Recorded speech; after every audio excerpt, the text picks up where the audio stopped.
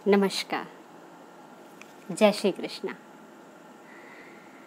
हमारे हिंदू धर्म के बहुत प्रमुख दिन श्राद्ध पक्ष, उनका समापन निकट आ गया।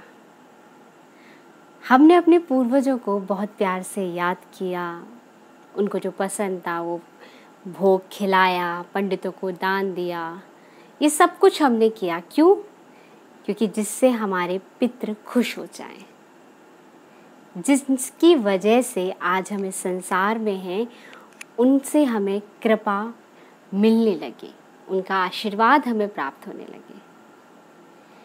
लेकिन इस कृपा प्राप्ति के लिए तथा इसमें अपने आप को इन्हेंस करने के लिए गया का बहुत महत्व सुनते हैं।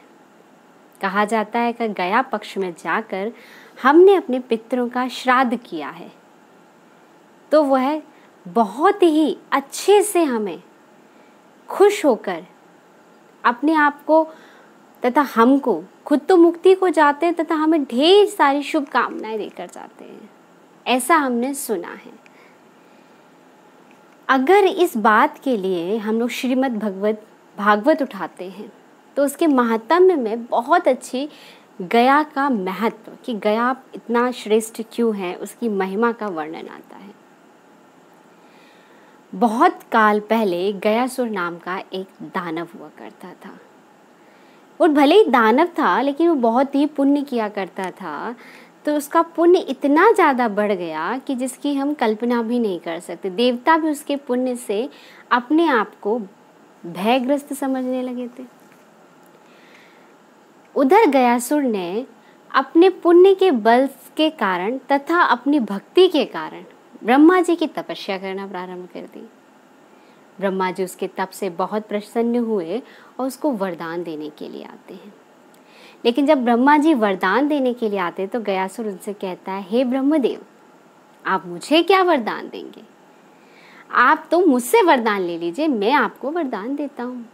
ब्रह्मा जी समझ गए कि ये गयासुर अभी अपने पुण्य के बल से इतना महान हो चुका है कि सभी देवताओं से भी ज़्यादा श्रेष्ठ हो चुका है।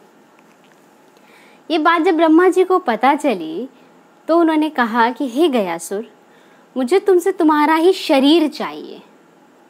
मैं तुम्हारे शरीर पर 100 वर्ष तक यज्ञ करूँगा तथा उस यज्ञ के कारण तुम्हारा तप क्षय होगा और फिर तुम्हारी मृत्यु होगी। गयासुर खुश होकर उन्हें अपना 100 वर्ष तक के लिए शरीर भी दे देते हैं।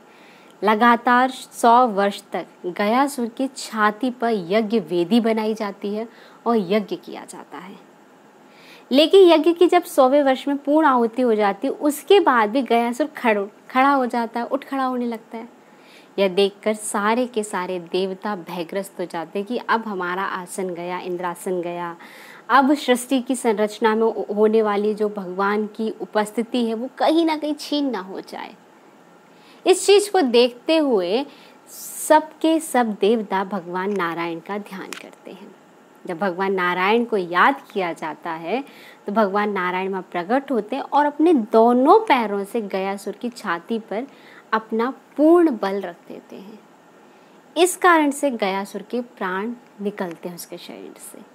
लेकिन जब गयासुर के प्राण निकलते हैं तो गयासुर भगवान नारायण से कहते हैं कि प्रभु, आप तो पालनहार हो, दया करता हो, मैं जा रहा हूँ इस मृत्यु लोक को छोड़कर, मुझे कोई इसका दुख नहीं है क्योंकि आपके हाथों मेरा उद्धार हो रहा है। लेकिन बस इतना कर जाइए कि मुझे ऐसा महान तीर्थ बना जाइए कि जब तक कोई भी व्यक्ति अपने पितरों का श्राद्ध मेरे यहाँ पर ना करे तब तक उसे मोक्ष की प्राप्ति ना हो। भगवान नारायण उसकी ये बात सुनकर प्रसन्न हो जाते हैं और उसको ये आशीर्वाद दे देते हैं कि जहाँ मेरे चरण स्थापित हैं गया में, भगवान विष्णु के चरण स्थापित उनकी छाती पर के, वहाँ अगर कोई भी अपने पितरों का श्राद्ध करेगा तो उसे मोक्ष मिलेगा। ये गया पक्ष की महिमा है। लेकिन जब इसको हम करते हैं, जीवन में धारण करते हैं और वहाँ पर गया का पालन करते हैं, यही काम अगर हम श्रीमद् भागवत पढ़ते हैं तो गौकर्ण ने धुंधकाली के लिए किया, लेकिन धुंधकाली तो भी मुक्ति को ना पा सका। क्यों? क्योंकि धुंधकाली के कर्म ही इतने खराब थे। कभी मैं बताऊंगी कि आखिर भागवत का महात्म्य क्या कहता है, लेकिन उसके बाद कैसे धुंधकाली की मुक्ति हुई इसका मैं आज रास्ता बताने जा रही हूँ। क्योंकि हमारे श्राद्ध पक्ष खत्म हो रहे हैं और 2 दिन बाद ही हमारे जो अधिक मास है, पुरुषोत्तम मास है, मल मास है, वो प्रारंभ हो रहा है। तो इसकी इतनी महिमा है कि आप मल मास के अंदर भागवत का श्रवण करें, भागवत का पाठ करें, या विष्णु का नाम जाप करें, या राम का नाम जाप करें। आपके जीवन में आपने कितना भी पुण्य किया है, लेकिन वो पुण्य आपका साथ अगर नहीं दे पा रहा है, आपको मुक्ति नहीं मिल पाई, लेकिन अगर पुरुषोत्तम मास में किया हुआ भागवत का पाठ, भागवत का श्रवण आपके लिए मोक्ष के द्वार खोल देगा। इस साल ये मल मास श्राद्ध के तुरंत बाद प्रारंभ हो रहा है।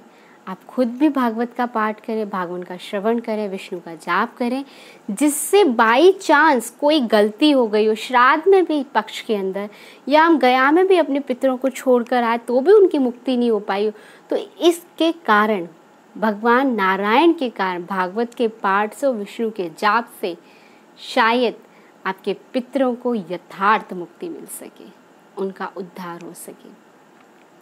यही आपसे प्रार्थना थी। आगे जानेंगे ऐसे ही कई विषयों के माध्यम से कि कैसे हम हिंदू धर्म में आने वाले त्योहारों पर कैसे अपने जीवन को सुधार सकते हैं। तब तक के लिए नमस्कार। जय श्री कृष्णा।